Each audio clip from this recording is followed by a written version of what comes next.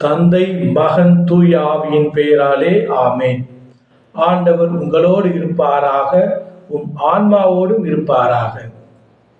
இறையேசுவில் பிரியமுள்ள சகோதரமே சகோதரிகளே, இன்று நாம் ஆண்டின் பொதுக்காலம் 19வது ஞாயிற்றுக்கிழமையை வரவேற்கின்றோம். உங்கள் அனைவருக்கும் இறைவனுடைய ஆசீரும் அருளும் கிடைக்க சிறப்பாக ஜெபிக்கின்றேன். நம்முடைய வாழ்க்கை என்னும் பயணத்தில் எதிர்பாராமல் வரும் புயல்களையும் போராட்டங்களையும் துன்பங்களையும் வேதனைகளையும் எவ்வாறு எதிர்கொள்ள வேண்டும் என்பதை இன்றைய வாசகங்கள் நமக்கு கூறுகின்றது.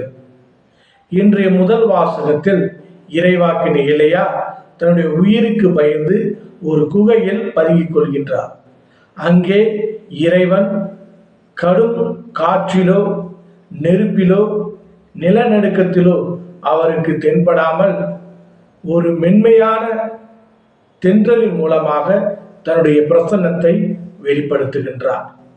இன்றைய 2ஆம் வாசகத்தில் பவுல் அடிகளார் உரோமேருக்கு எழுதிய திருமுகத்தில் இருந்து எடுக்கப்பட்ட வாசகத்தில் தன்னுடைய சொந்த மக்கள், அதாவது இஸ்ரேல் மக்கள் கிறிஸ்துவை ஏற்றுக்கொள்ளாத நினைத்து மனவேதனை அடைகின்றார்.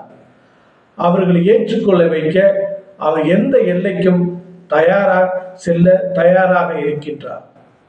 இன்றைய நற்செய்தி வாசகமானது மத்திய எழுதிய நற்செய்தி 14வது அதிகாரம் வசனங்கள் 22-33 முடிய உள்ள வசனத்தில் இயேசு கடல் மீது நடந்து வருகின்றார்.